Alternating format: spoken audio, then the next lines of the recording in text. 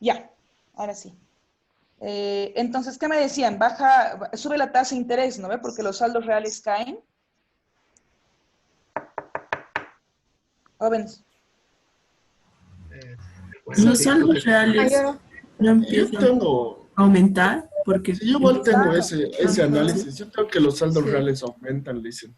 aumentan porque al aumentar los precios, los saldos reales son mayores, ¿no? Pero al bajar los precios, porque no se olviden que exacto. este punto, Ajá. los saldos reales son mayores. La gente demanda activos productivos, el valor de mercado sube, la tasa de interés. Ah, Baje. Claro. ajá. Los Sí. saldos reales aumentan. Es por eso que yo me muevo en el punto A, vamos a hacer con otro color. En el punto A con naranja, no, me da igual. A ver, en el punto A me muevo con saldos aumentan. Estoy yendo así, ¿no ve? Sí, pero creo que, o sea, primero tenemos que tener una subida en la tasa de interés, cosa de que el tipo de cambio se pueda apreciar como para Se explicar aprecia. el salto a la No, senda pero me tienen que estable. explicar cuál es el mecanismo a través del cual eso sucede, ¿no? Sí, o sea, Creo que creo, o sea, con lo que bajan los precios, ahí estamos afectando la tasa de interés real, está aumentando. Y ahí pasa lo que dice Lalis, que hay una apreciación primero del Cuéntenme, tipo de o sea, cambio. cuéntenme qué es lo que pasa. Cuéntenme qué es lo que pasa. según lo que he Bajan los entendido, precios, empiezan a caer los precios. ¿Y ahora? sí, según lo que he entendido, pero más bien los precios, o sea, se van ajustando y el primer ajuste que se da creo que es la caída, digo, la subida de la tasa de interés, porque como ha disminuido la tasa de crecimiento de la masa monetaria, pero no se ha movido en realidad, digamos, ni la oferta ni los precios, se ajustan a través de la tasa de interés, que esta sube para tratar de mantener el equilibrio, digamos, en el mercado todavía, porque al principio, según yo, bajan los saldos reales para que la tasa de interés suba y eso haga que A el ver, tipo de cambio se aprecie y se salte a la me tasa. están hablando y no estoy entendiendo nada. ¿Qué tasa de interés para empezar? ¿La nominal o la La real? ¿De cuál nominal, me... la nominal, la nominal.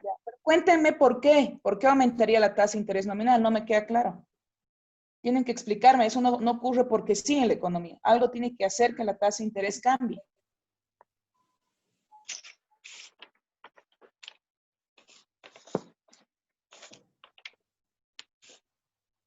Vamos, era tarea de todos, ¿no? Nati, tú qué has pensado?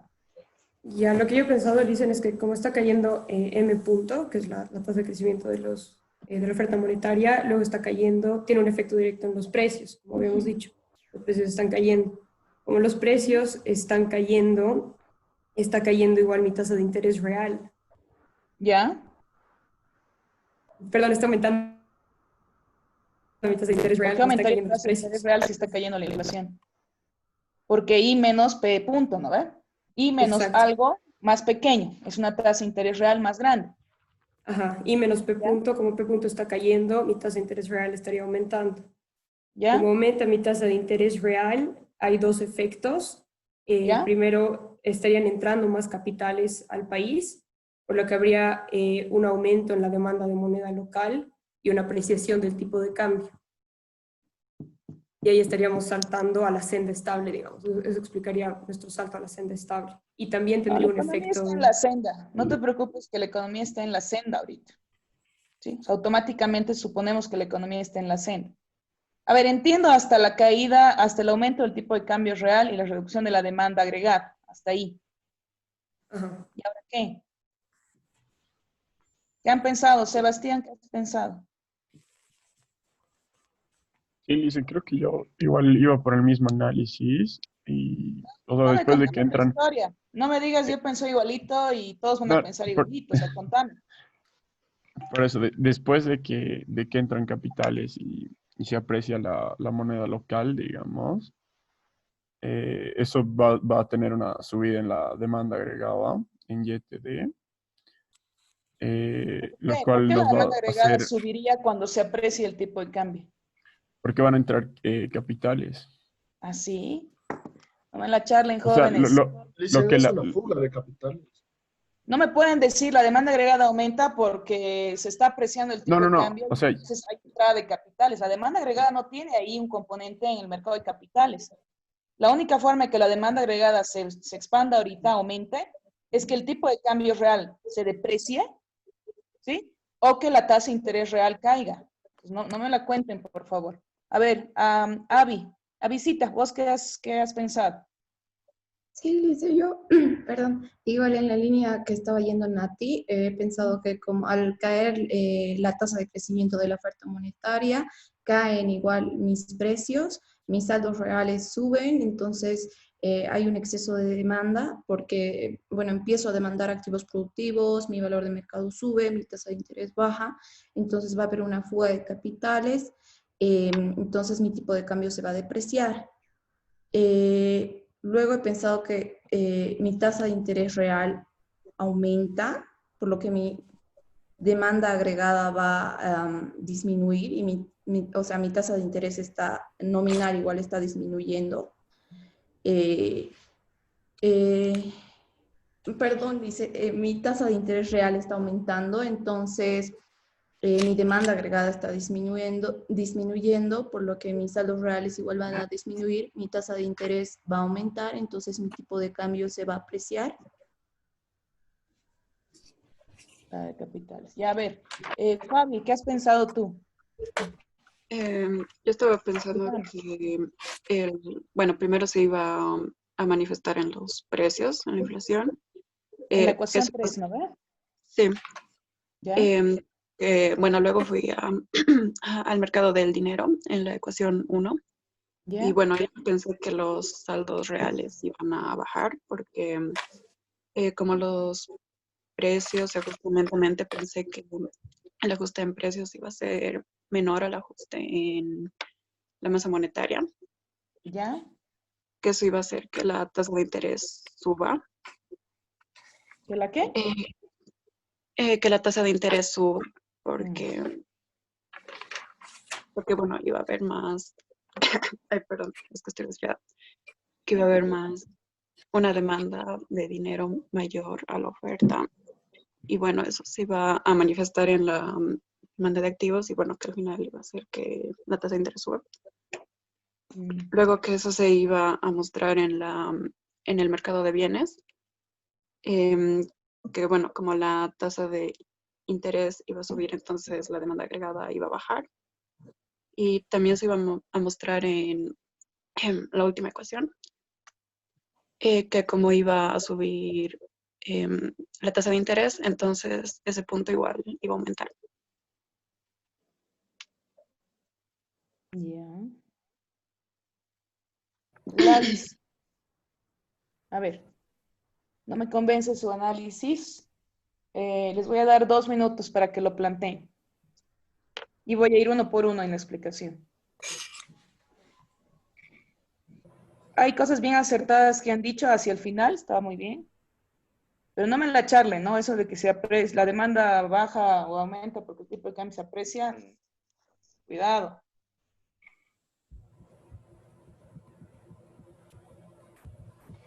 Dos minutos para plantear esto, por favor.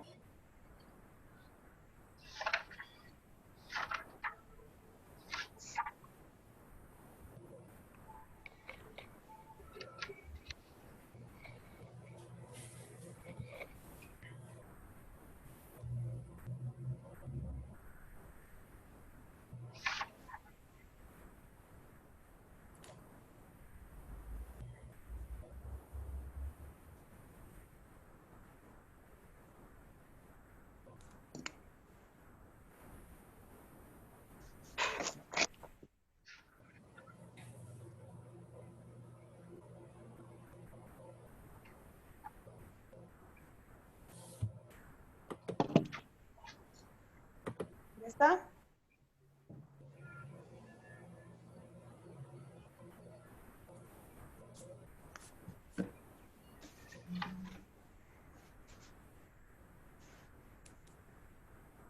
¿Está, chicos, todavía?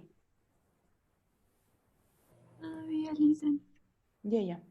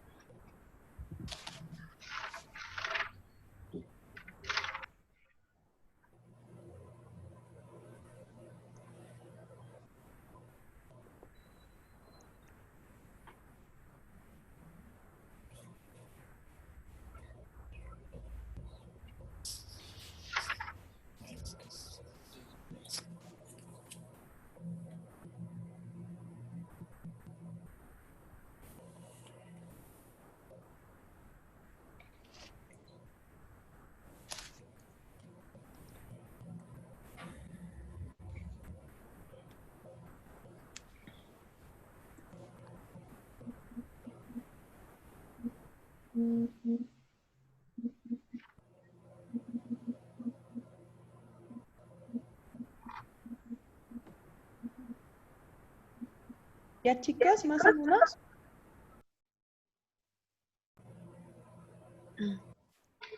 Habiliten micrófonos, Teddy, por favor, habiliten. Nikki, Polita, habiliten. Moni, Abigail, habilita tu... Eso, gracias. A ver, ahora sí. Ya estamos despiertos todos. Pensemos. ¿Ya? Entonces, el Banco Central instrumenta la caída de la tasa a la cual crece la oferta monetaria. ¿Sí? Ya está. Ese es el primer paso que da el Banco Central. Piensen en cómo se va a transmitir la política, por favor, porque aquí lo que hay que pensar es cuál es el mecanismo de transmisión de la política monetaria para saber cómo va a terminar afectando a las variables de interés que ahorita son el tipo de cambio real y los saldos reales de la economía. Entonces, piensen en el mecanismo a través del cual se está afectando o se va a transmitir la política monetaria. Algo importante que decía Matías era que no estamos hablando del componente cíclico de la inflación. Estamos hablando del componente tendencial de la inflación. O sea, muy probablemente, y eso es verdad, cuando cambia la tendencia de los precios, los precios son rígidos todavía a corto plazo. O sea, P es rígido, o sea, es una constante eventualmente en el muy corto plazo, ¿sí? Porque no está siendo afectada por un componente cíclico que se afectaría rápidamente a los precios. Está siendo afectada por un componente tendencial, ¿sí? Entonces, ¿qué es lo que pasa inicialmente? Cambia la tendencia del crecimiento de los precios. Es lo que está haciendo el Banco Central. Disminuir esa tendencia a la cual los precios crecen en el largo plazo. Entonces, en el largo plazo, ojo, por eso no tiene efectos en el muy corto plazo en el nivel de precios como tal, o sea, en P como tal, para afectar a los saldos reales, ¿sí? Entonces, baja el componente tendencial de la componente tendencial de la inflación de la economía. ¿Y qué es lo que pasa? Va a caer claramente P punto. ¿Estamos de acuerdo, chicos? Sí. ¿Sí? Ya, ok, cae P punto. Ahora piensen, ¿qué podría pasar? ¿Dónde se va a ver reflejada esta caída de P punto? En los En la saldos reales. No, pues Panchito, si acabo de decirte que, a ver, ponte a pensar, entiendo tu lógica, pero ponte a pensar que cuando cambia la inflación tendencial, no es que automáticamente los precios de la economía cambien. Lo que te está cambiando es la tendencia a la cual los precios van a crecer. Eso sí, es menor esa tendencia. No te está cambiando los precios. Los precios responden casi de manera automática cuando hay un cambio cíclico, no cuando hay un cambio tendencial. ¿Me sigues? O sea, los precios van a seguir todavía una trayectoria cíclica, si quieres, constante, porque no ha cambiado eso. O sea, la demanda, bueno, el nivel de renta o de producción de la economía sigue estando en pleno empleo ahorita. O sea, Y es igual a Y barra ahorita, ¿sí? En el largo plazo, ¿ya? No ha cambiado todavía eso, Panchito. Lo que ha cambiado es la inflación tendencial, o sea, la tasa de crecimiento a la cual los precios crecen, pero en el largo plazo. No hay el efecto de corto plazo, ¿me sigues? Sí, sí. Entonces, ¿dónde va a afectar? En la tasa de En la tasa de interés. interés real. En la tasa de interés real. O sea, me están diciendo en la ecuación número 2, ¿no ve? Ujú. ¿Acá? En la ecuación número 2. Porque aquí está la tasa de interés real, ¿o no es esta la tasa de Sí. interés real? Sí. Bajo previsión perfecta de expectativas, chicos, ¿qué estaría pasando con la tasa de interés real? Está subiendo. Debería subir. Está subiendo. Me Ujú. dicen que está subiendo. ¿Está bien? Sí. Ya. Sube la tasa de interés real. Sube la tasa de interés real, acá. ¿Y ahora qué va a pasar? Cuéntenme, pues, chicos, vamos. La política tiene que transmitirse de alguna manera. No es que por arte de magia o automáticamente las variables se ajustan en la economía. Eso no sucede porque hay un mecanismo de transmisión de la política monetaria como tal. ¿Ya? Entonces, yo ahorita sigo en el punto A y en la gráfica. ¿Ya? Entonces, el tipo de cambio real está aumentando. ¿Sí? Hay un aumento del tipo de cambio real. ¿Qué va a pasar con ese aumento del tipo de cambio real? Va a haber una apreciación del tipo de cambio. La Charlen, he dicho que no puede ser que automáticamente, porque el tipo de cambio Ya. real está aumentando, es que se va nata. A Se ver, va a concentra. contraer la demanda agregada. Demanda Ahora agregada. sí. Ok, Sí. Bernardo, ¿qué me dices? Que se va a contraer la demanda agregada. Va a disminuir la demanda agregada. Ok, ya. Disminuye la demanda agregada. ¿Y?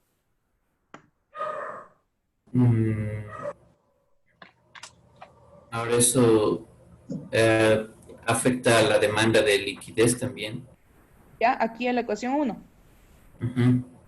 ¿Ya? Ok, me estás diciendo, como esto está cayendo, ¿qué va a pasar? ¿Cómo es la demanda con respecto a la oferta de saldos en la economía en el corto plazo?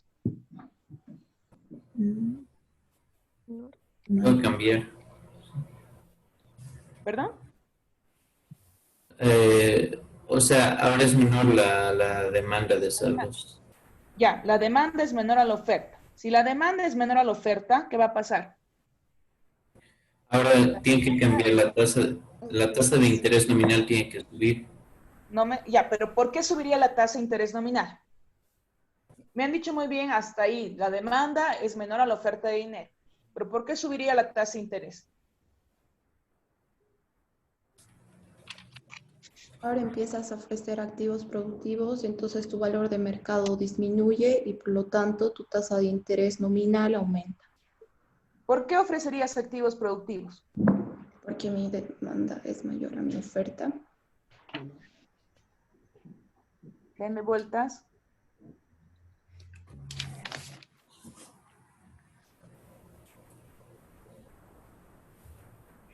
¿Qué dice?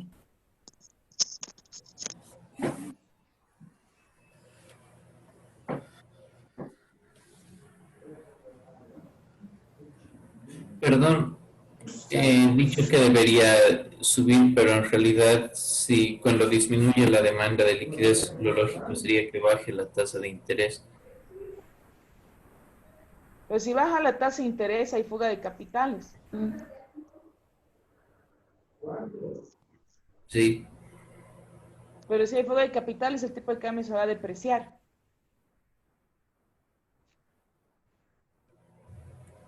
sí, sí, es verdad. Lalis, ¿qué dices? Ya, a ver, o sea, lo que yo había pensado era que si tenemos Espera, una subida, me voy atrás. Ya, dale.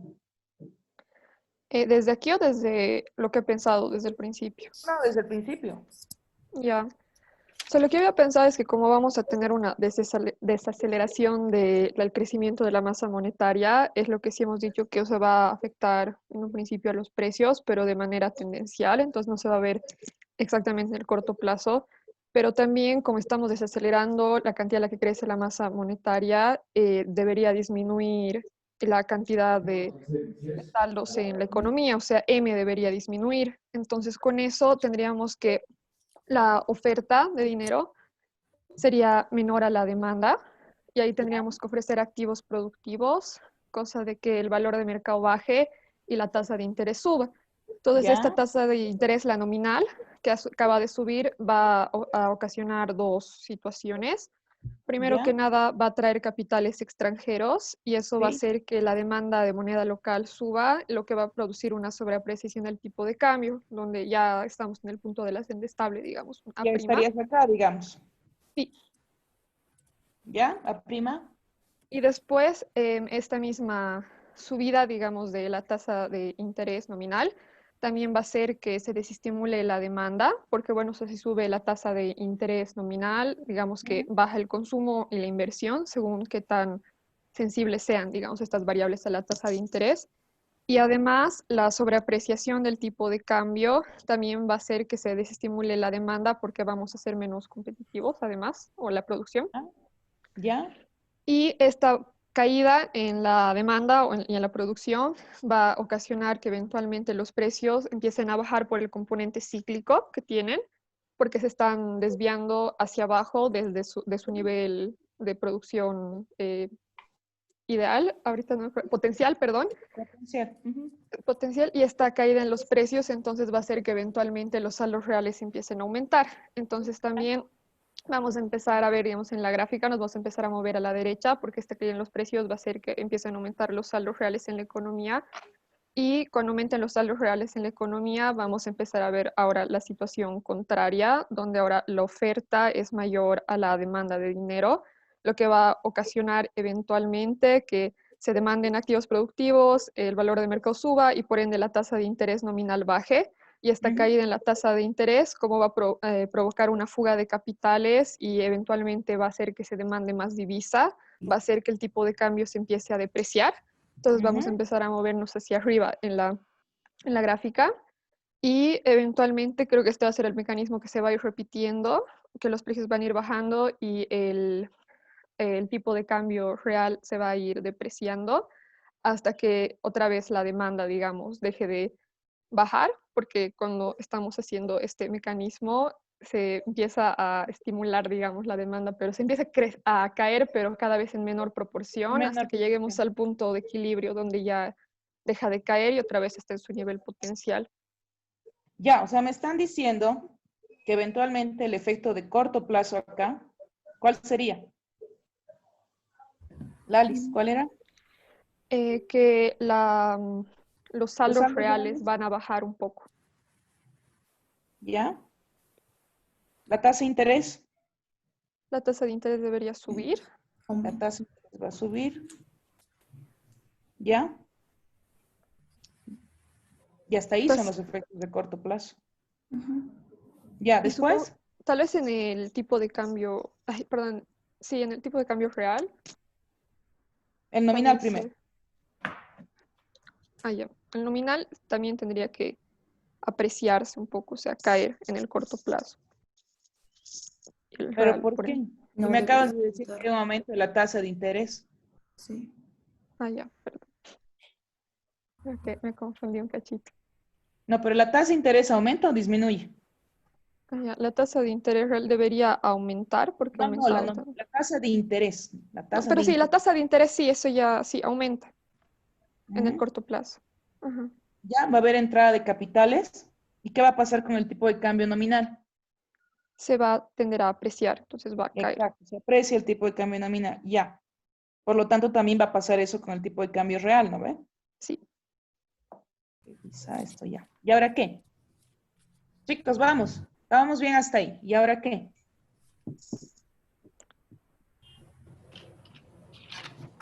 Entonces, a lo largo del tiempo, la demanda agregada va a tener que empezar a caer también, pero ya a un mediano plazo.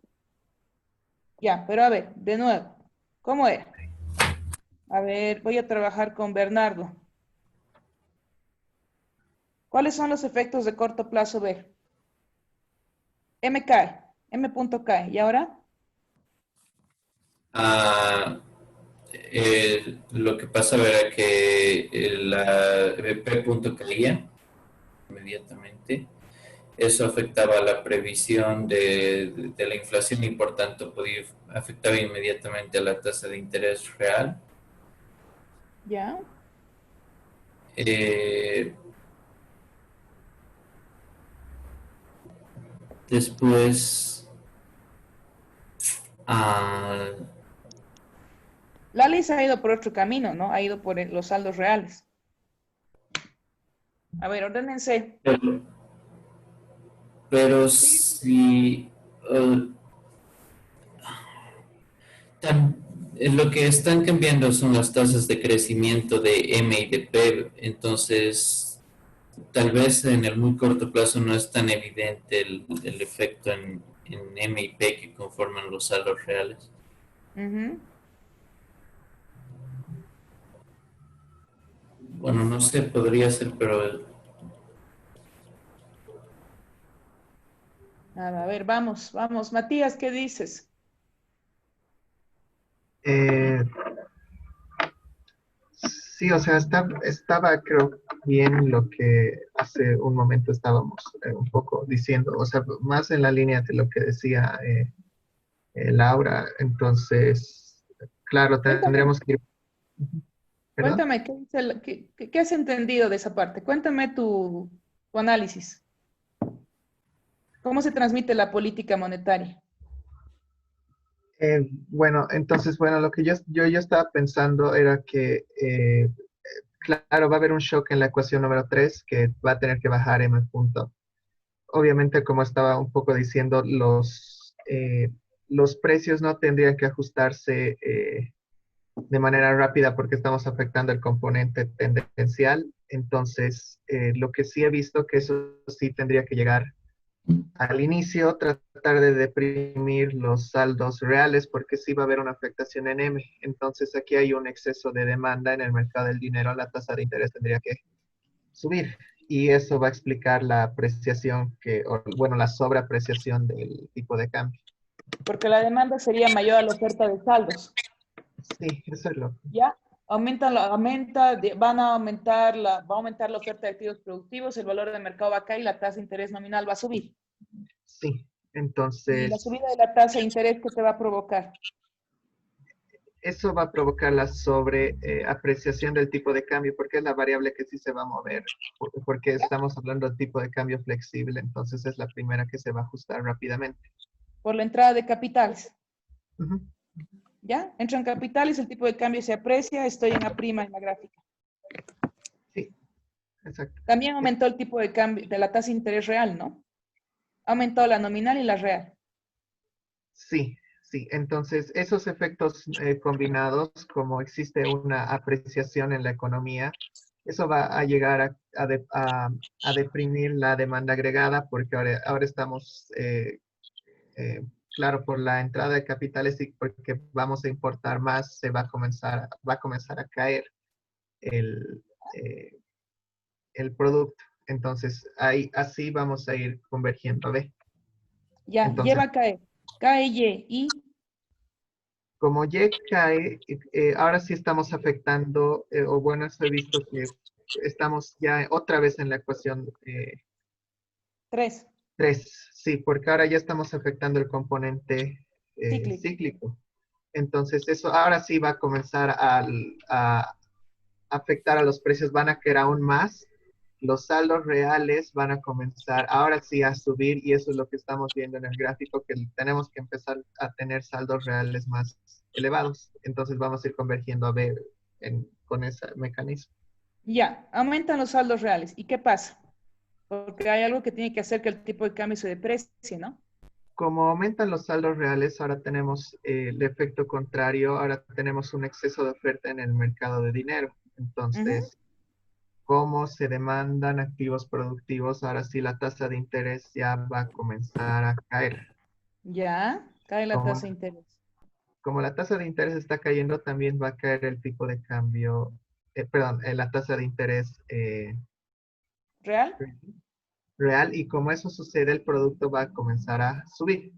Pero también es porque se empieza la depreciación, ¿no ve? Como la tasa de interés nominal está cayendo, hay fuga de capitales, entonces eso va a empezar a depreciar el tipo de cambio, ¿no ve? Si Sí. se deprecia el tipo de cambio nominal, se deprecia el tipo de cambio real y me muevo hacia arriba, ¿sí o no? Sí. ¿Sí? ¿Qué dicen, chicos, del mecanismo? Sí, está bien. Está muy bien, Lalis, muy bien, Matías. Muy bien también, Bernardo. Creo que todos han planteado algo ahí. Muy bien, ordénense y fijen de una vez el mecanismo de transmisión, por favor. Ordénense y fijen en el mecanismo. Ordénense y fijen el mecanismo, por favor. Es automático, ¿no? Como está cayendo la tasa de crecimiento de la oferta monetaria, ¿sí?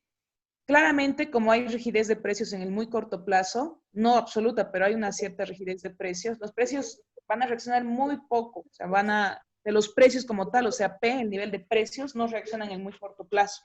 Lo que reacciona es su tasa de crecimiento, ¿no? La parte tendencial.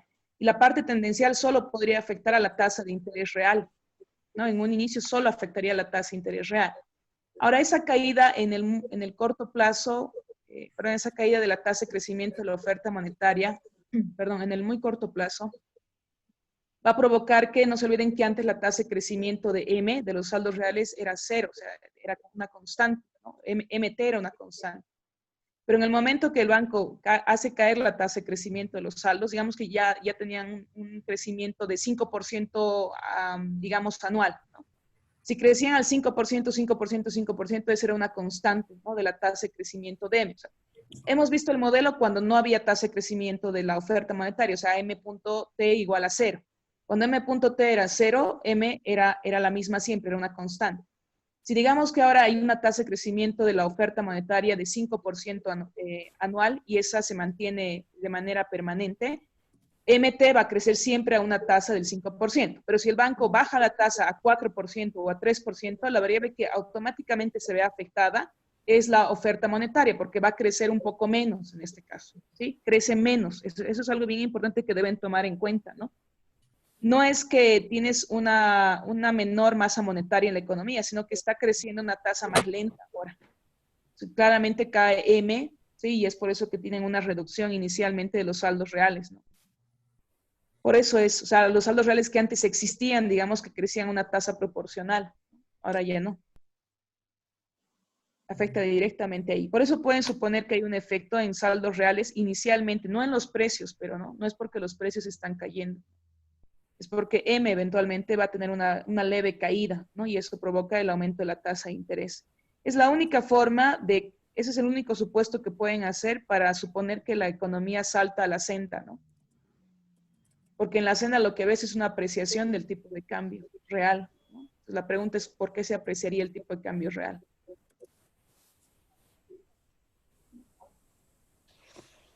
Muy bien, ordénense por favor en el mecanismo, y completen la tabla por favor de siempre que está acá, ¿no? Para que me digan qué va a pasar.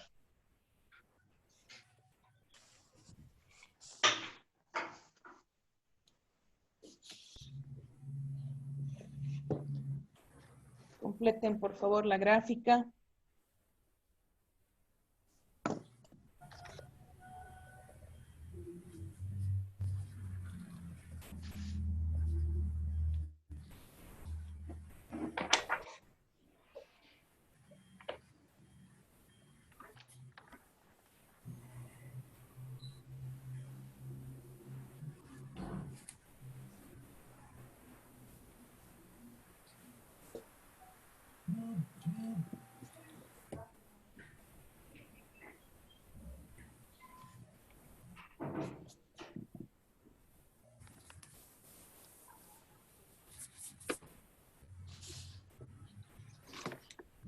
Ordenen, por favor.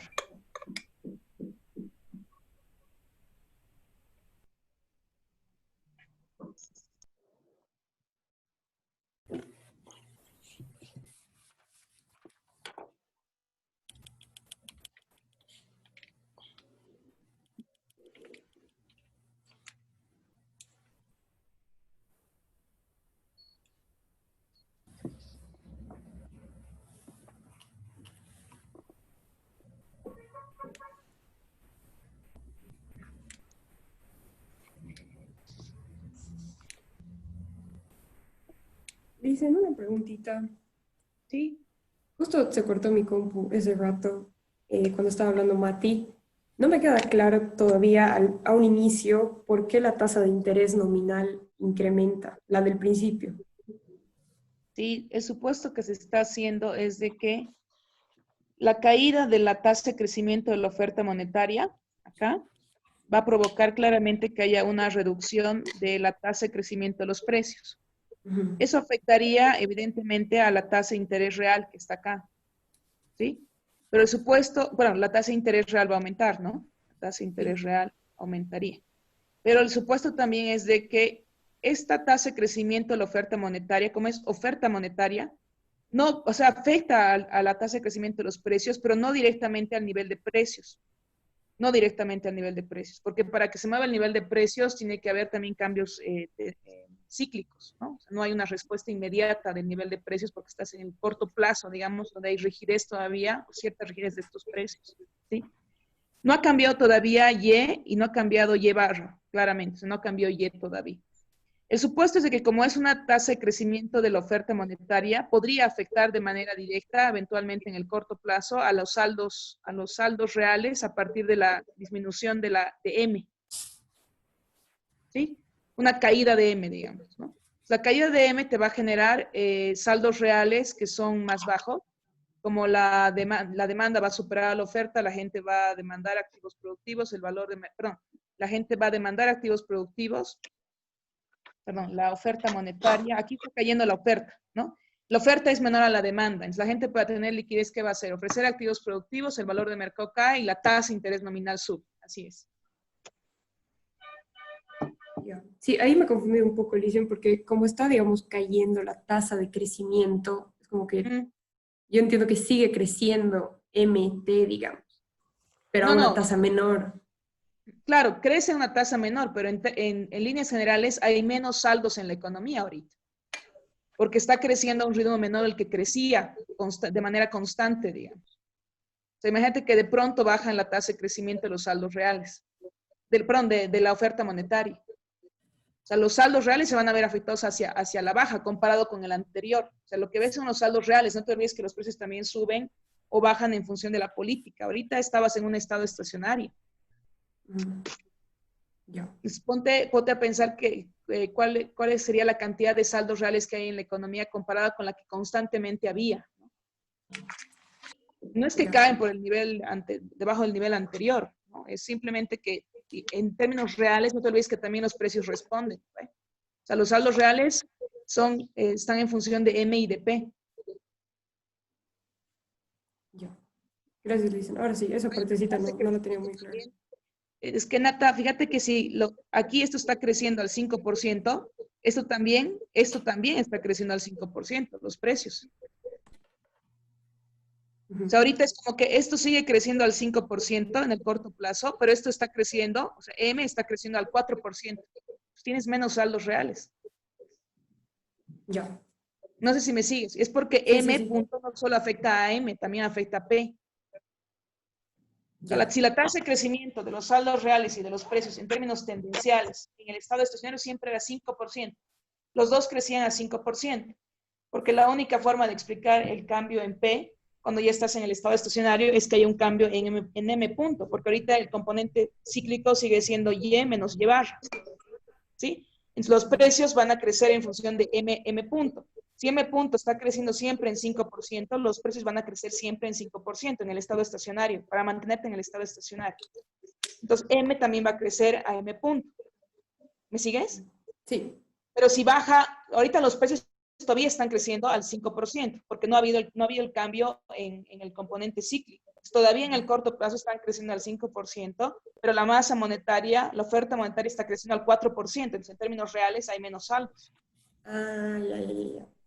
Es Ahora por sí. eso, porque no solamente afecta M punto a P, también afecta a M como tal, ¿no? O sea, el Ajá. efecto inmediato eventualmente va a ser en M. Ya. Ahora sí. Van a Gracias, Luis. crecer igual que los precios, pero a una tasa menor. Ya. Ahora Hasta sí, que se eso igualen, era ¿no? mi O sea, única duda. para que los precios se igualen a la tasa de crecimiento de la oferta monetaria que ha caído, tiene que haber un ajuste en la demanda agregada, tiene que haber un ajuste en las variables del modelo, ¿no? Porque si no, ¿cómo se van a ajustar los precios hacia la baja? No es automático, ¿no? O sea, cae la demanda agregada, si la demanda agregada cae, ¿no? Ahí empieza el proceso de ajuste. Ya. Los precios van a seguir decreciendo. Gracias, Luis. Sí, ahora lo A ver, tengo. conclusiones, ¿ya lo tienen?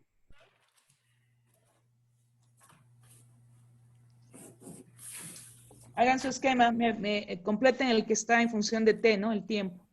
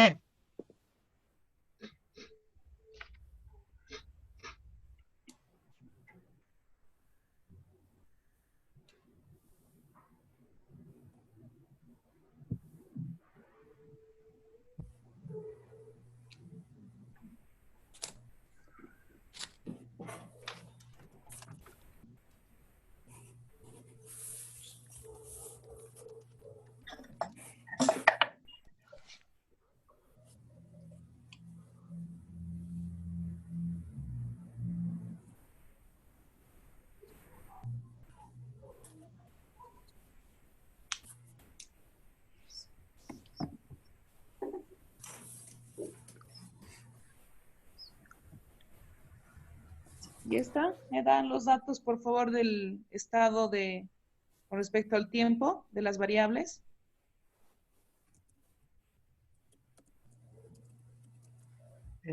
Los saldos reales sí está bien que comiencen primero a caer y tendrían que ir creciendo en el tiempo.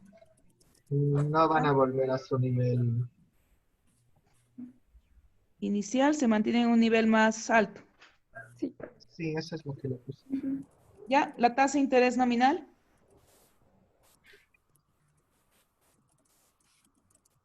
Um, bueno, en un inicio tendría que subir, claro, como está ahí, y ¿Ya? luego va a comenzar a caer. ¿Pero va a caer hasta dónde? Eh, creo que así. Piensen qué pasa con la tasa de interés nominal. ¿Cae hasta el mismo nivel? No, va a tener que No. ser.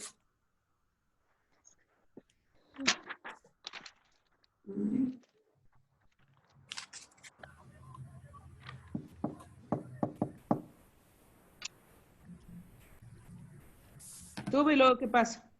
Empieza a disminuir, ¿no ve? Empieza a Pero ¿y disminuir. hasta dónde va a caer?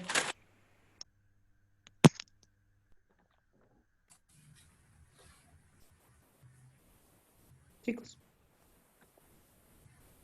Hasta un nivel más abajo del original. Ya empieza a caer y cae hasta acá. Sí. Un poquito más abajo y se estabiliza. Ujú. Ahí. Ajá. Pero si esto cae, También ha caído la tasa de interés real, la tasa de los precios, ¿no ven? Para Sí. mantener la tasa de interés real, ¿qué pasaría con la tasa de interés real? Inicialmente aumenta Sí, y luego, Se estabiliza. pero en un nivel más alto. disminuye. No, en pesos.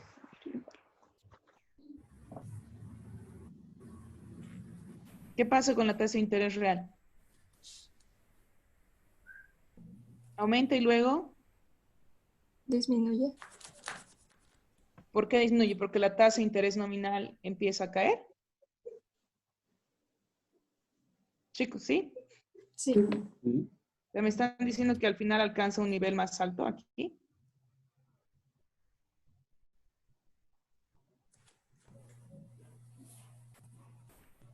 Revisen qué pasa. Vamos, vamos, hagan su esquema. Hagan su esquema.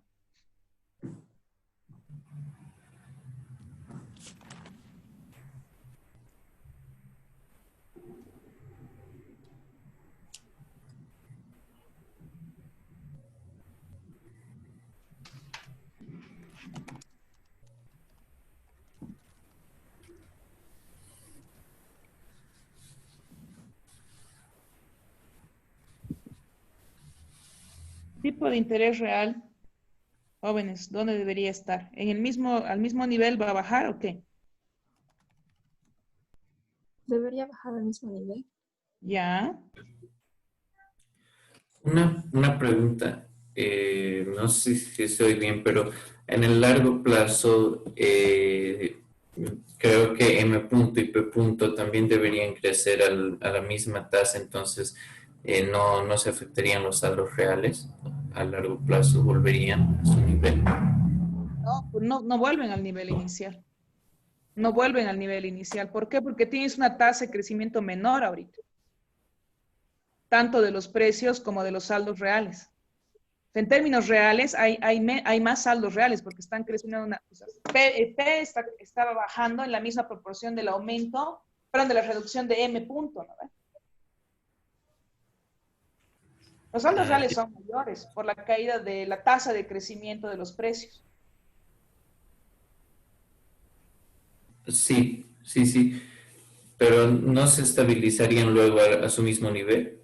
No, porque está cayendo la tasa a la cual crecen en el largo plazo. Ah, ya, ok, gracias. Sabes que también no te olvides que tienes una tasa de interés más baja también, ¿no? La nominal es más baja. Ajá, sí.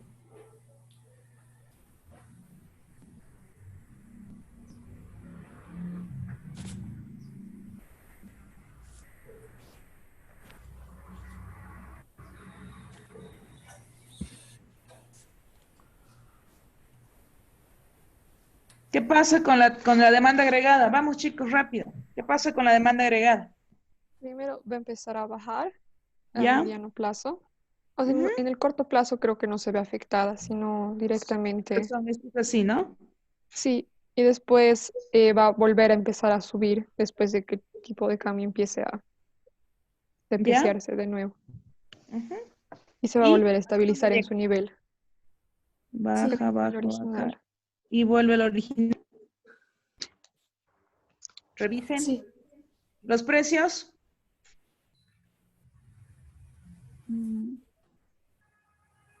¿Qué pasa con los precios? O sea, van Caen, cayendo todo el tiempo. Caen Y y después Se se estabiliza. estabilizan en un nivel Se menor. estabilicen. ajá, se mantienen en un nivel más bajo. ahí, Sí, ¿ya? Tipo de cambio Después, nominal. creo que para los dos tipos de cambio, después de que se aprecian, van a ir paulatinamente depreciándose de Depreciándose. nuevo. Entonces van a empezar a subir hasta Hasta su nivel el equilibrio. original. Sí, O sea, el tipo de cambio nominal no se ve afectado.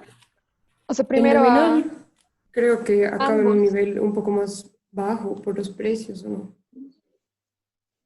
¿Qué dicen? Revisen. Una Ajá. cosa es el tipo de cambio real, ¿no? Que va, El real vuelve a su estado deprecia, inicial. luego empieza a depreciar si vuelve al nivel inicial. Pero ¿qué pasa con Creo, el nominal? No se olviden que el tipo de cambio real es... Sí, tiene que estar un poco más abajo de su nivel inicial, entonces Ajá. nominal. Ya primero se sobreaprecia y después, bueno, ya sí, se sobreaprecia y luego que bien. Y luego se estabiliza en un nivel más bajo del inicial. Más apreciado. Aquí, Sí, más apreciado. ¿por qué? Porque aquí tienes Por el precios más efecto de bajos los en general, ¿no precios. ve? Ajá. Sí, ¿Ya? ¿Y qué tienes en el tipo de cambio nominal?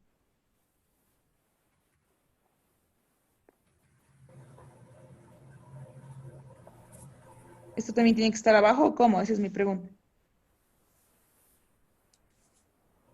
Chicos, sí, la Liz, ¿qué pasa sí, con el tipo de cambio nominal? Más abajo. ¿Sí? sí. ¿Qué pasa con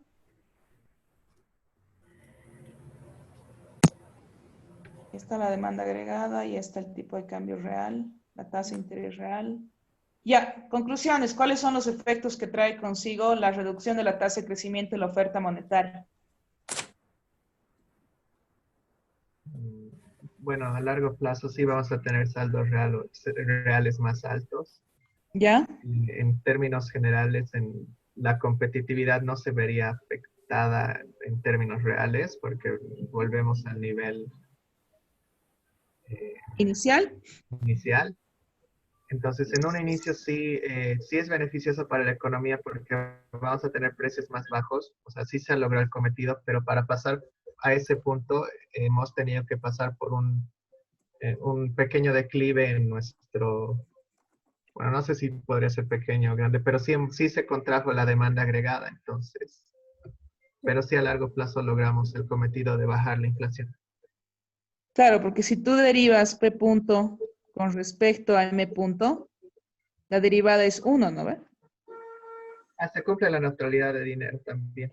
Se cumple la neutralidad monetaria. ¿Por qué? Porque la derivada de los precios con respecto a M punto es igual a, es igual a 1. O sea, en el largo plazo, ¿qué va a pasar? Que los precios van a caer, o sea, la tasa de crecimiento de los precios, es la tasa de crecimiento, ¿no? De los precios va a caer en la misma proporción que está cayendo la tasa de crecimiento de la oferta monetaria. ¿Sí o no? Sí.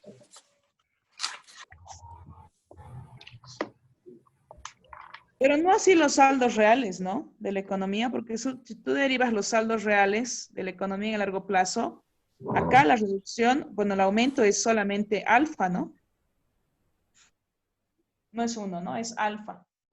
Va a depender de cuán sensible es, como le decía Bernardo hace rato, va a depender de la tasa de interés nominal, cuán sensible es la demanda de dinero a cambios de la tasa de interés. Eventualmente, si es muy baja, como pasa en los países en vías de desarrollo, eventualmente los saldos reales no van a cambiar de la economía. Si es muy baja, ¿no? La dependencia de la tasa de interés a la tasa de interés en el mercado de dinero. ¿Me siguen? Sí. Va a depender mucho de alfa. Si alfa es grande, ahí sí va a haber efectos importantes en los saldos reales, porque va a tener que haber una caída importante de la tasa de interés en el mercado.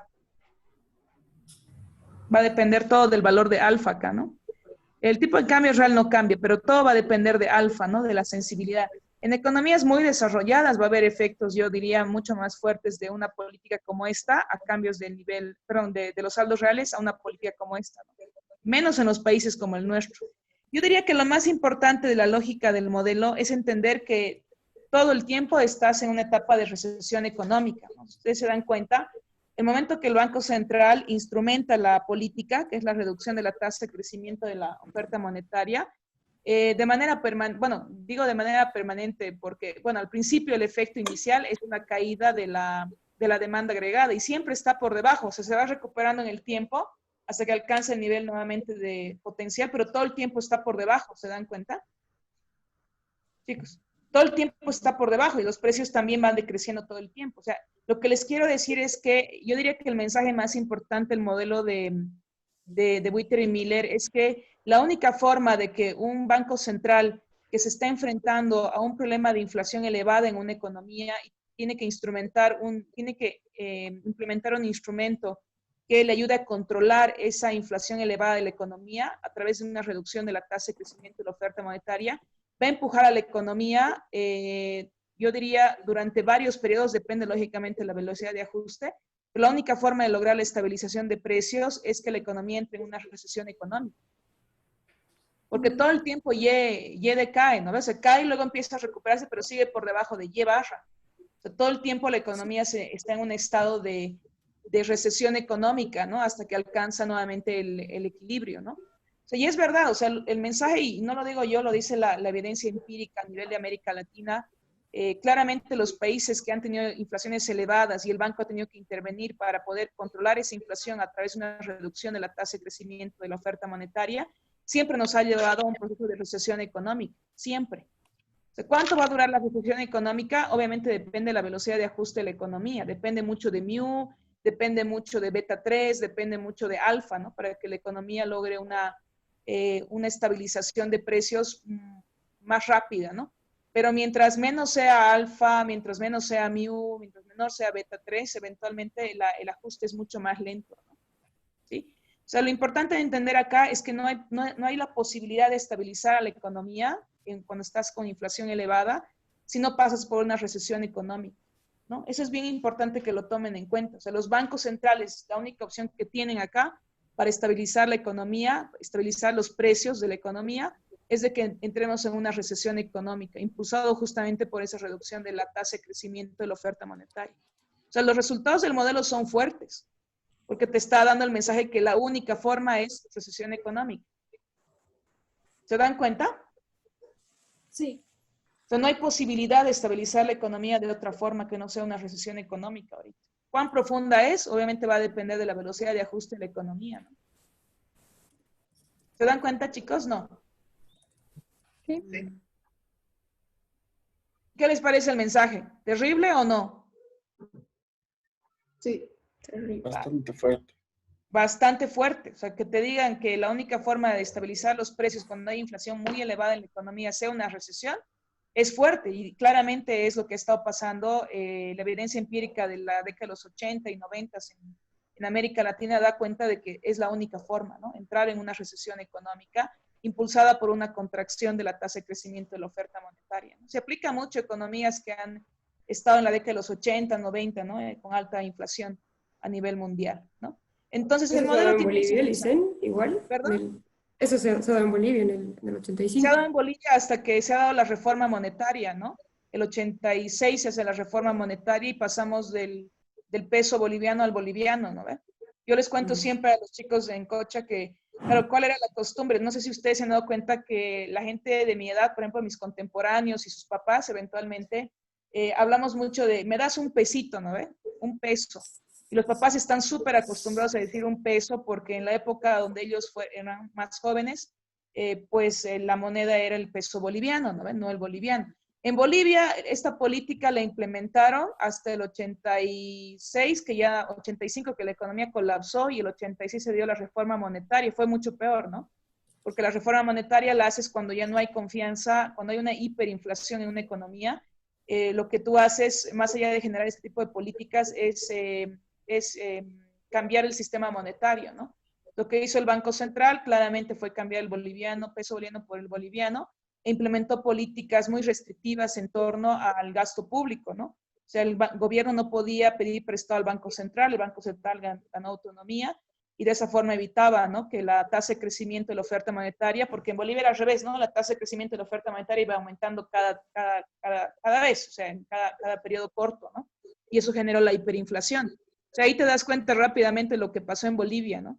Y reducir la tasa de crecimiento de la oferta monetaria no fue la política del 86, fue la reforma monetaria, que eso es lo que aconsejan cuando hay hiperinflaciones, ¿no? Porque la gente ya no le tiene confianza a su moneda. ¿Es bien? Sí, doctor. El mensaje del modelo de Witter y Miller es realmente bien duro. O sea, la única forma de controlar una inflación alta sin llegar lógicamente a una hiperinflación que te cambie el sistema monetario, que haga necesario el cambio del sistema monetario, es que tú bajes la tasa de crecimiento de la oferta monetaria. Incluso la podrías bajar a cero, ¿no? Eso te va a generar una recesión muy profunda de la economía. te va a generar una recesión muy profunda, ¿sí? Porque tu nivel de demanda agregada se va a deprimir bastante, ¿no? Por el aumento de la tasa de interés real, por la reducción de la tasa del tipo de cambio nominal, la apreciación del tipo de cambio nominal. Entonces te genera una etapa de recesión muy profunda en la economía. Yo diría que el mensaje más importante del modelo de Witter y Miller es ese, ¿no? Y el modelo de Dorbush, a diferencia del modelo de Dorbush, donde el modelo está lógicamente concentrado en mostrar la reacción, ¿no? La sobrereacción que tiene el tipo de cambio, inicialmente a través de un instrumento monetario, ¿no? Que es muy diferente al fiscal. O sea, el modelo de Dorbush te da el espacio, ¿no? Para poder comparar el fiscal con el monetario, ¿no? Aquí, bueno, si tú tendrías beta cero acá, fíjense que si habría beta cero en el modelo, estaría ahí en la demanda agregada. Si tú bajaras beta cero, claramente el efecto sería también una recesión, ¿no? Porque tendrías una caída de la demanda agregada, ¿no?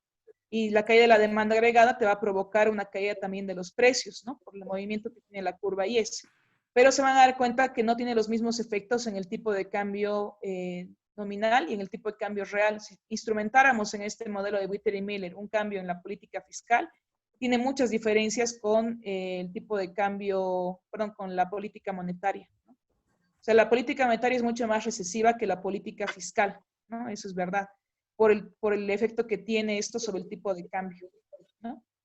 Pero ahorita el modelo no está hecho para eso, ¿no? Quédense con la idea de que el modelo de Witter y Miller es un modelo para evaluar efectos de la política monetaria del Banco Central consistente en una política antiinflacionista, reducción de la tasa de crecimiento de la oferta monetaria, que lamentablemente la única forma de estabilizar la economía, estabilizar los precios de la economía es mediante una recesión económica, ¿no? Ese es el mensaje más fuerte, ¿no? Que tiene el modelo de Witter y Miller. Por eso es uno de los más utilizados en la literatura de política monetaria. Se utiliza mucho, se ve mucho el modelo de Witter y Miller justamente por las lecciones que da el modelo, ¿no? Que es la única forma de estabilizar la economía es con una recesión económica.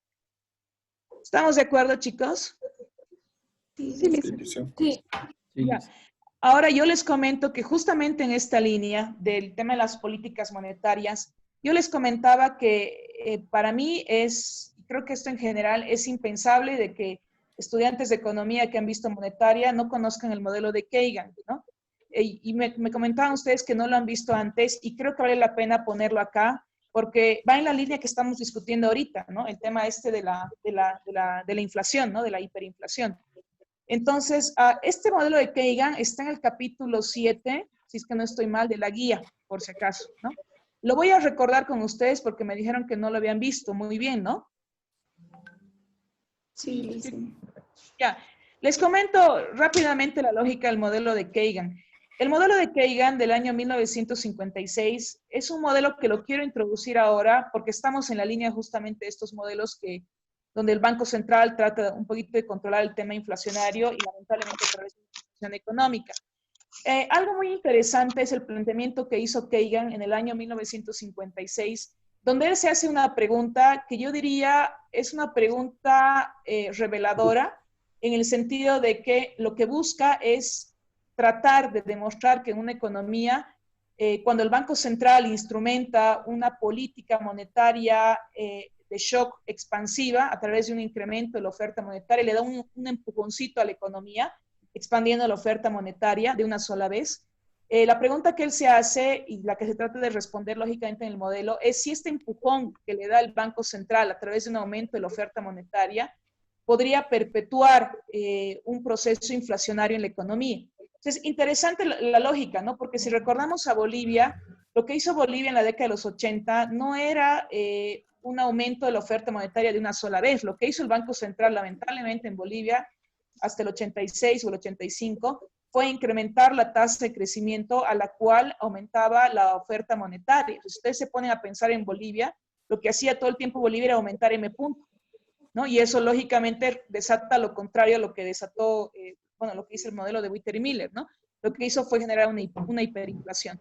No estoy hablando de un escenario donde el banco decide aumentar la tasa de crecimiento a la cual crece la oferta monetaria. El escenario en el modelo de Kagan es preguntarse si es que el rol del Banco Central al momento de intervenir en la economía, incrementando la tasa, incrementando la oferta monetaria de una sola vez, y lógicamente de manera no anticipada, podría provocar en la economía un proceso inflacionario perpetuo, si quiere. Se podría perpetuar en la economía un proceso hiperinflacionario, ¿sí? El modelo está hecho de Kagan solamente para evaluar el rol del Banco Central en una economía con hiperinflación. Esa es la lógica, ¿no?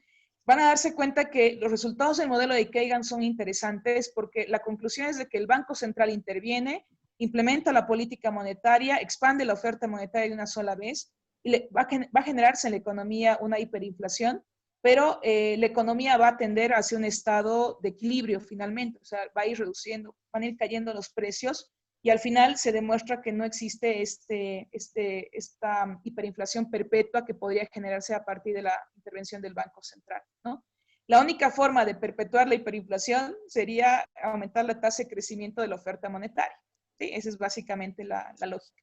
Algo bien interesante es que los resultados del modelo de Kagan uno los puede comparar con políticas, con expectativas adaptativas y racionales, ¿no? Hay una diferencia muy importante, que es justamente lo que yo les preguntaba en las clases pasadas y ustedes dudaban un poquito en cuanto a cómo se modelan las expectativas adaptativas y expectativas racionales, ¿no?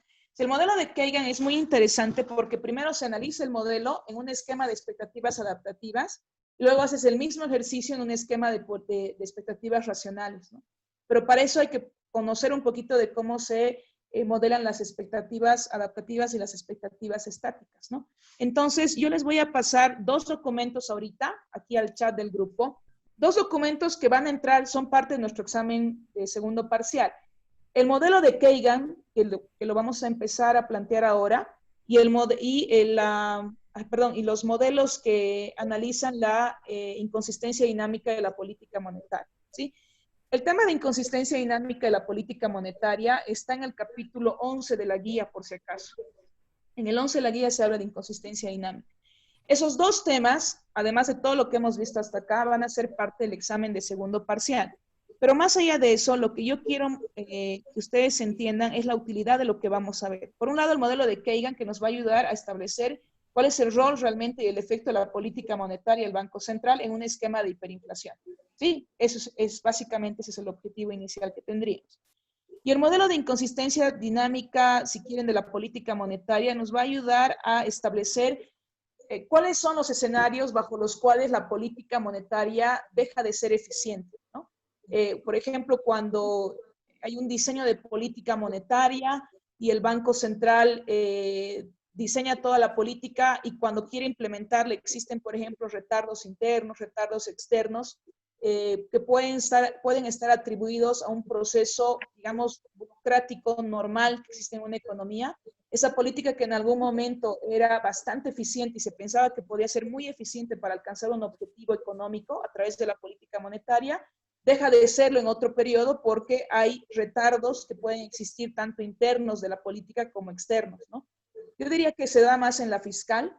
Uno analiza la política fiscal que normalmente pasa por una aprobación parlamentaria, por ejemplo, en Cámara Alta y Baja.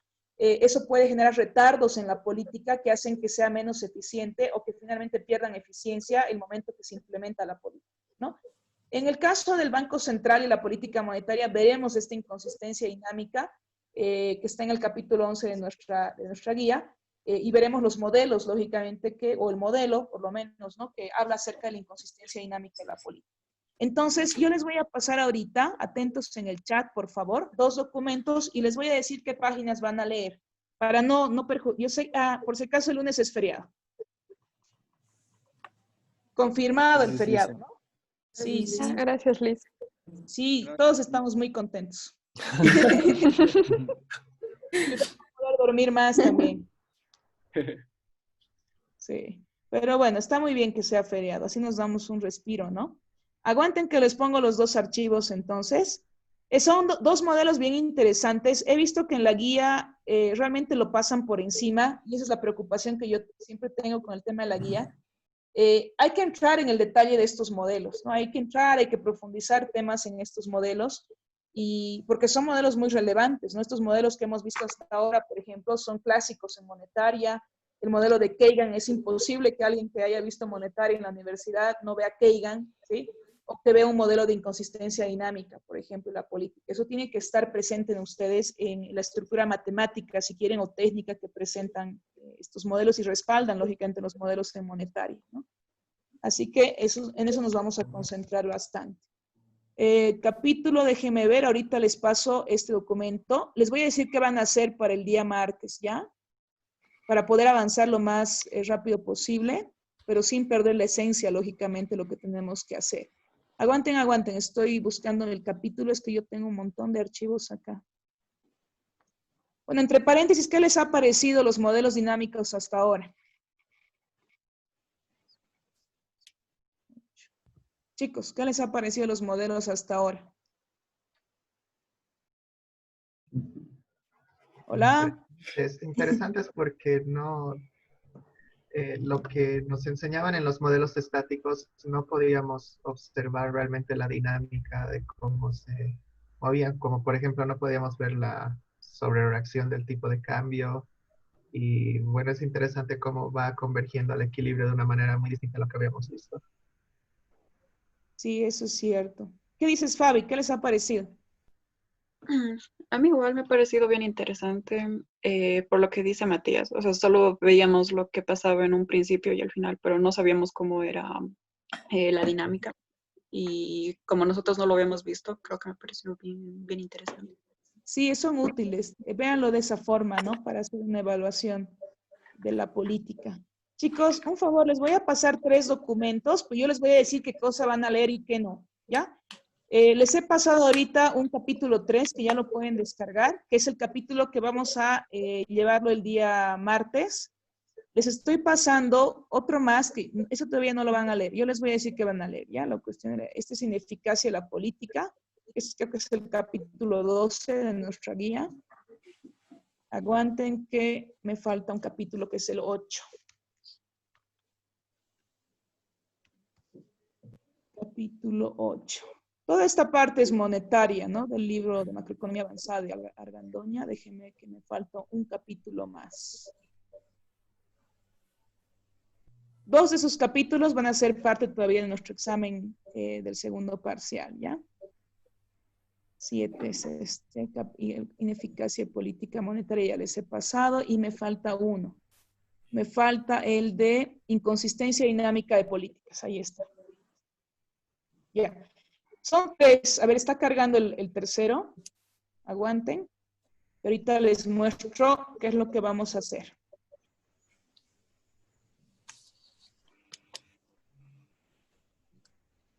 Ya. Ya pueden descargar los 3, chicos. ¿Se pueden ver los 3? ¿Sí? Sí, listen. Súper, ya. Capítulo 3, aquí estamos. Yo les voy a proyectar qué es lo que van a hacer acá, ¿ya? Y me avisan cuando lo vean. Ahí está. Yo solo hice. Súper, este es el capítulo 3, ya.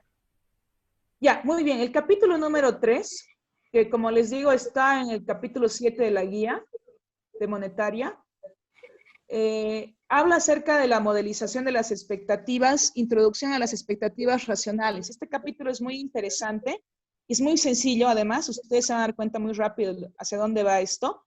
Hace una breve introducción, habla acerca de las expectativas en teoría económica, obviamente le da relevancia a las expectativas racionales.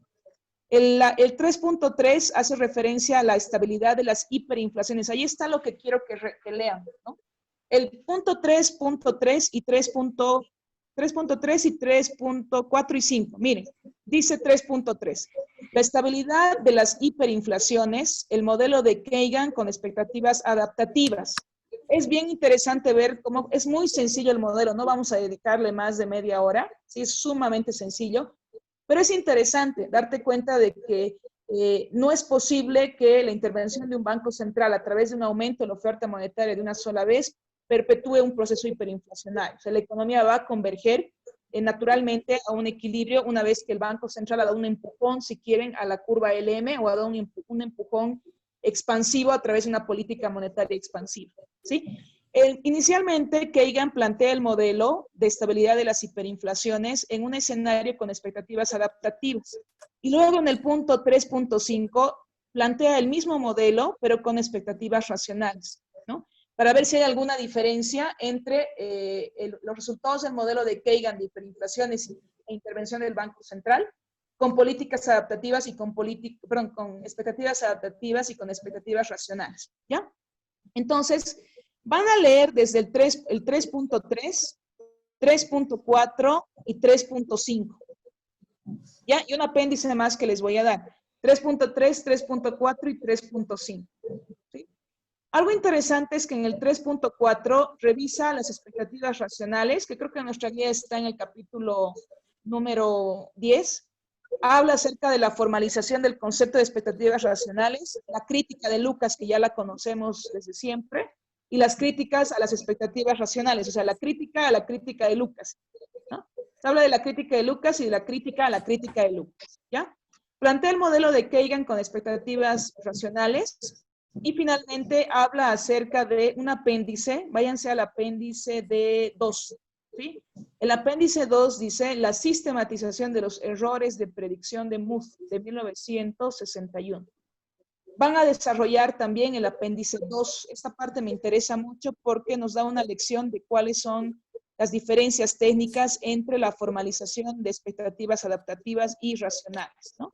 Esta parte la pueden leer muy rápido. Aquí empieza el modelo de Kagan, ¿no? De 1956.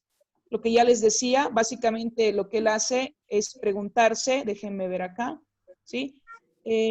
Lo que él se pregunta es, miren aquí en la presentación, es si el proceso dinámico de una hiperinflación puede llegar a ser inestable. O sea, después de un empujón que da el Banco Central, de un aumento de la oferta monetaria, es posible que la hiperinflación pueda llegar a ser inestable y que haya un crecimiento explosivo de los precios. Es la pregunta que él se hace en su modelo, ¿sí? Como les digo, el modelo es muy sencillito. Van a ver que aquí presenta un par de ecuaciones nada más van a ser parte de nuestro modelo. Y lo más importante, diría yo, que en la primera parte del modelo es esto, ¿no? Que supone una formación de expectativas de forma adaptativa, ¿no? Y claramente en la segunda parte ya plantea un modelo con expectativas racionales, ¿ya? Muy bien, es bien sencillito el modelo, como les digo. En esta parte se desarrolla las expectativas racionales, ¿ya? Ustedes van a ver ahí la diferencia entre la adaptativa y la racional. Formaliza un poquito la parte de las racionales y después entra al modelo de Kagan, acá. Bueno, hace la crítica de Lucas, la crítica de Lucas, lean toda esa parte, ¿ya? Y después entra al modelo de Kagan con expectativas racionales, ¿no? Y eso es bien interesante ver cuál es la diferencia entre los dos modelos de hiperinflaciones, ¿ya? Y la intervención del Banco Central. Esta parte ya no la lean, la 3.6 no la vean, solo vean 3.3, 3.4, 3.5 y el apéndice, por favor. En el apéndice, que está en la página 107, acá, habla acerca de la sistematización de errores de predicción de Muth de 1961 y lo hace en 3 escenarios, ¿no? Con expectativas estáticas, con expectativas adaptativas y con expectativas racionales.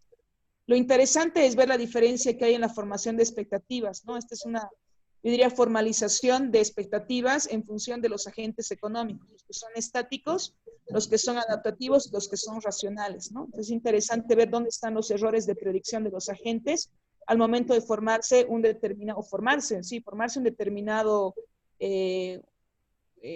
tipo de expectativa, digamos, ¿no? Si es estática, adaptativa o es racional, ¿ya? De este capítulo número 3 que les estoy pasando, solamente 3.3, 3.4, 3.4, 3.5 y la modelación, por favor, del apéndice 2. ¿Estamos de acuerdo? Sí, listen. ¿Ya? Sí, listen. Perfecto. Y del capítulo número, se van a saltar del 7 al 8, por favor. El 8 es, el 7 habla acerca de ineficacia y política monetaria, pero creo que recién está en el capítulo 12 de nuestra guía, así que déjenlo pendiente. Voy a saltar al capítulo 8. El día martes voy a hacer 2 cosas. El capítulo número 3 que les estoy pasando ahorita, ¿sí? Del modelo de Kagan y la modelación de expectativas. Y voy a ver el capítulo 8, que es de inconsistencia dinámica de las políticas económicas. Este apartado es sumamente importante, ¿no? Para ustedes que están viendo ahorita monetario. En la parte de inconsistencia, van a leer, por favor, bueno, es bien cortito, ¿sí? Hay una introducción muy breve. acerca de la inconsistencia dinámica de políticas económicas. Luego van a ver políticas dinámicamente inconsistentes. Va a dar algunos ejemplitos acá, léanlo, ¿sí? Y aquí empieza la parte del problema de la inconsistencia dinámica, la cuestión de la credibilidad de las políticas económicas, y aquí plantea un modelo de política económica con inconsistencia dinámica, ¿sí? Y lo plantea desde el punto de vista, obviamente, de la política monetaria, no desde el punto de vista de la política fiscal, ¿sí? Entonces, de esta parte, la introducción se las dejo, ¿sí? Si quieren, léanla, si no, no importa. En esta parte del 8.2 sí quisiera que lo lean. Políticas dinámicamente inconsistentes, lean, por favor. Aquí les va a dar algunos ejemplitos para que ustedes entiendan qué es una política dinámicamente inconsistente. Sé que los chicos de La Paz creo que ya han visto este tema, así que les va a ayudar a recordar un poquito qué es una política dinámicamente inconsistente, que yo sé que si pregunto ahorita me van a dar la respuesta. Lo interesante de esta parte del documento o del capítulo que vamos a ver es el modelo, ¿no? Aquí habla acerca del problema de la inconsistencia dinámica, cuáles son los problemas que trae consigo, ¿sí? Aquí habla acerca de la cuestión de la credibilidad de las políticas económicas, y aquí plantea el modelo, que es el que voy a ver el día martes, ¿no? Un modelo de política económica con inconsistencia dinámica, el modelo de Kitland, Prescott, Barry, Gordon, ¿sí? Es el que vamos a ver. Obviamente desde el punto de vista y el enfoque claramente del Banco Central. Aquí tienen una función de pérdida que ustedes ya han debido ver algo en monetaria, ¿sí?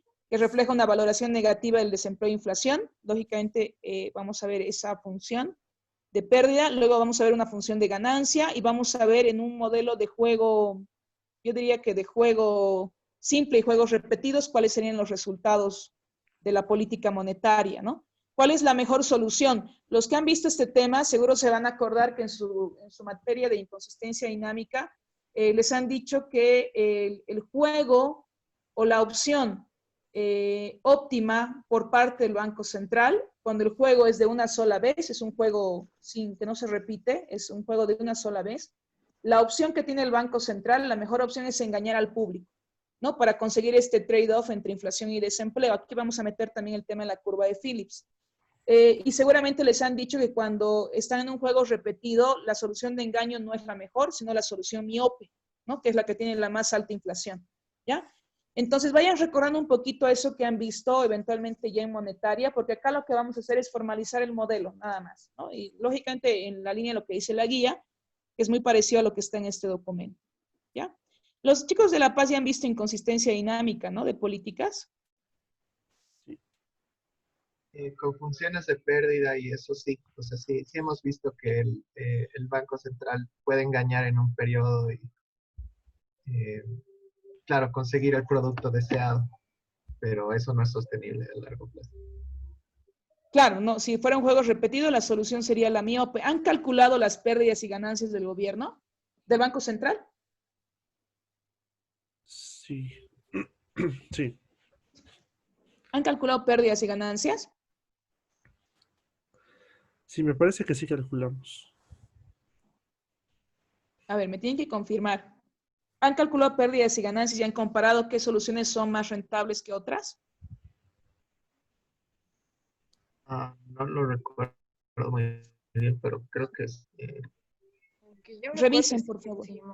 ¿Nati? Fabi, dale. Que yo recuerdo, Licen, sí lo hicimos. No tengo apuntes aquí para poder revisarlos, pero recuerdo que sí lo hicimos en clases. Ya, entonces lean el documento y seguramente va a ser fácil para ustedes recordar, porque esto lo voy a plantear muy rápido el día martes, porque es solamente recordar. ¿Los chicos de Cocha han visto este modelo? No, Licen. Sí, hemos visto. Hemos visto con usted. Sí. Sí, hemos visto monetario. Hemos expuesto, ¿se acuerdan? Sí, me acuerdo. ¿Con quién han visto esto? ¿Cómo usted dice? Creo que con usted lo hemos visto, sí. ¿En qué materia hemos visto esto? Monetaria. No, en macro. Acá yo les veo monetaria. Macro. Sí, está muy bien. Ven, yo me adelanto a todo. Nada, va a ser muy rapidito. Les voy a recordar esto volando porque es un modelo que sí tenemos que recordarlo en la materia de monetaria. Entonces, ¿qué vamos a hacer el día martes? Vamos a ir por un lado con el modelo de Kagan. Le voy a echar más ganas al modelo de Kagan porque sé que ustedes no lo han visto a profundidad y le vamos a dar más vuelta al tema. y vamos a ver el modelo de inconsistencia dinámica de la política monetaria. La parte de monetaria la voy a hacer muy rápido porque ustedes ya han visto este modelo, así que plantearlo con ustedes va a ser muy fácil y discutirlo también, pero me voy a concentrar más en el modelo de Kagan, así que échenle más ganas al capítulo número 3, por favor, ¿ya? Que les he pasado para el modelo de Kagan.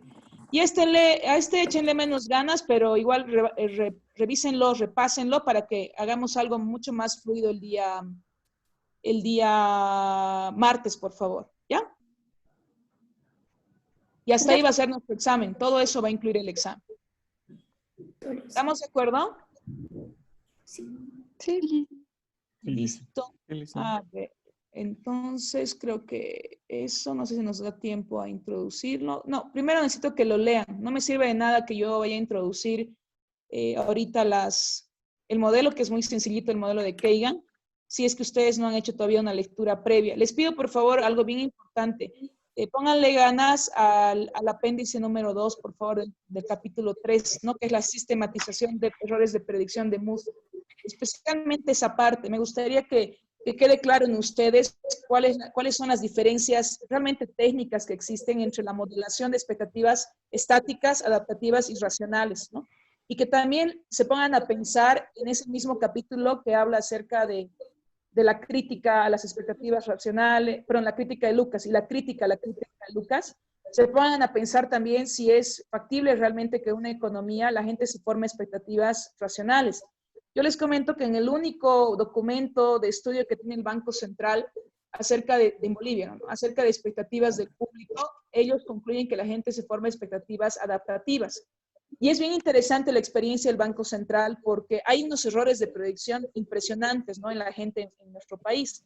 Pero lo interesante es que el Banco Central de Bolivia, no sé si ustedes sabían, cada mes nos manda algunas personas, algunas instituciones, manda unos cuestionarios para que uno responda a qué es lo que espera que va a pasar en la economía con la inflación, con el tipo de cambio, con las tasas de interés, con la balanza de pagos, con el nivel de crecimiento de la economía, con el desempleo y otras variables más. O sea, cada mes nos llega a nosotros a la universidad una solicitud del Banco Central para completar cierta información en torno a las expectativas que tenemos de la economía.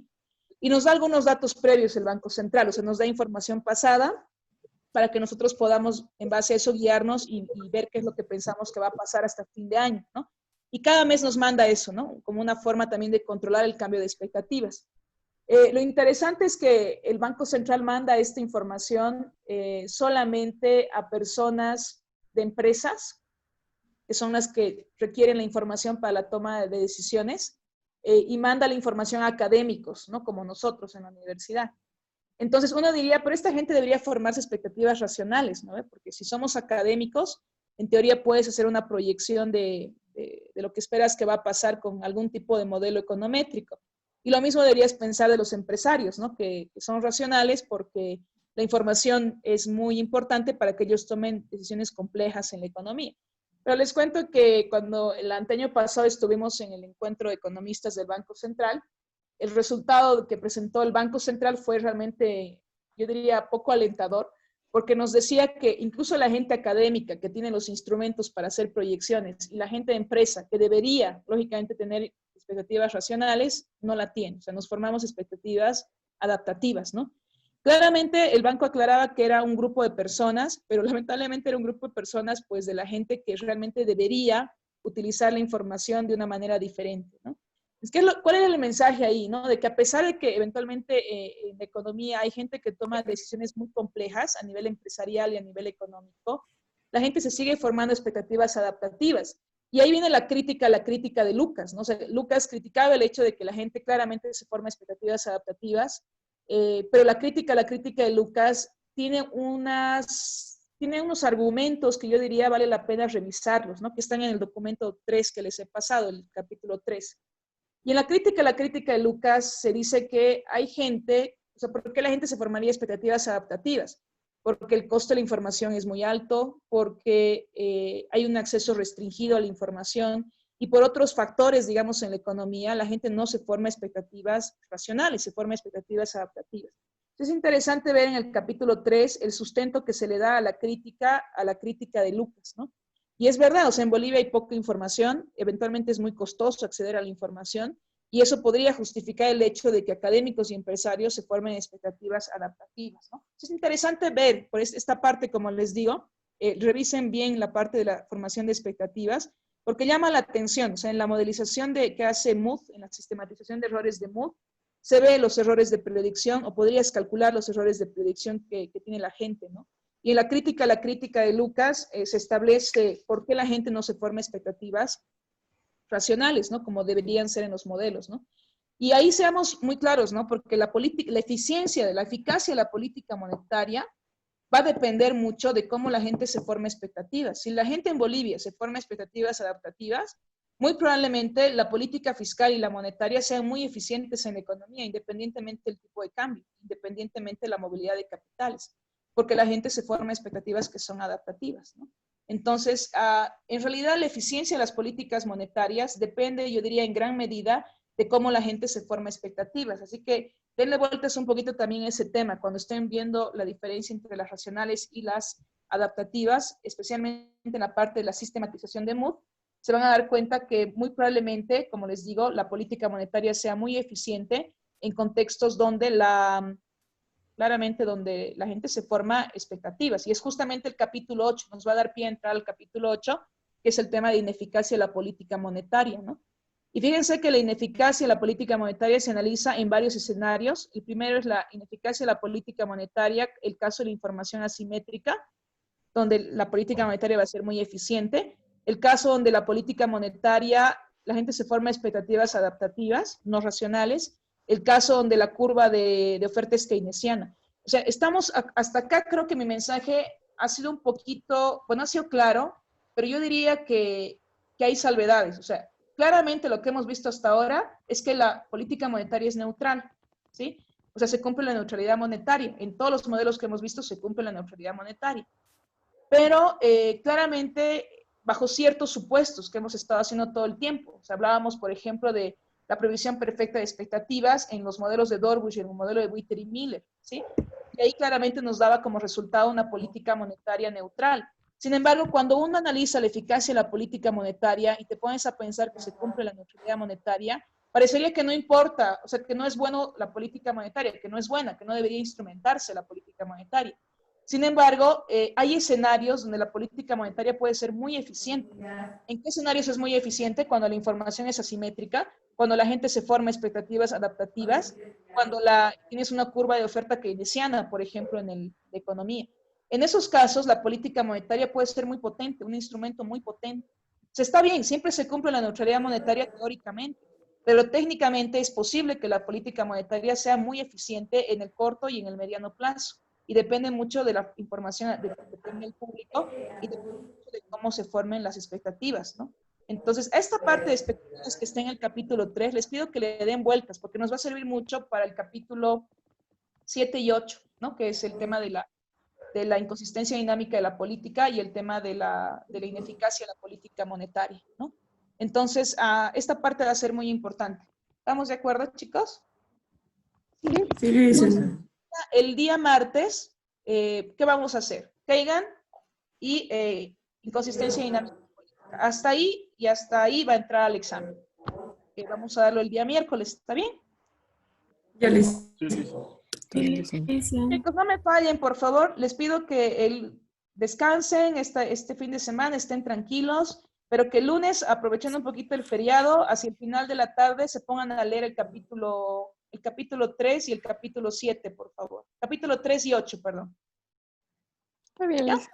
Sí, listo, chicos. Que tengan un buen fin de semana. Nos vemos el día martes. Gracias, Lice. Gracias, Lice. Nos vemos.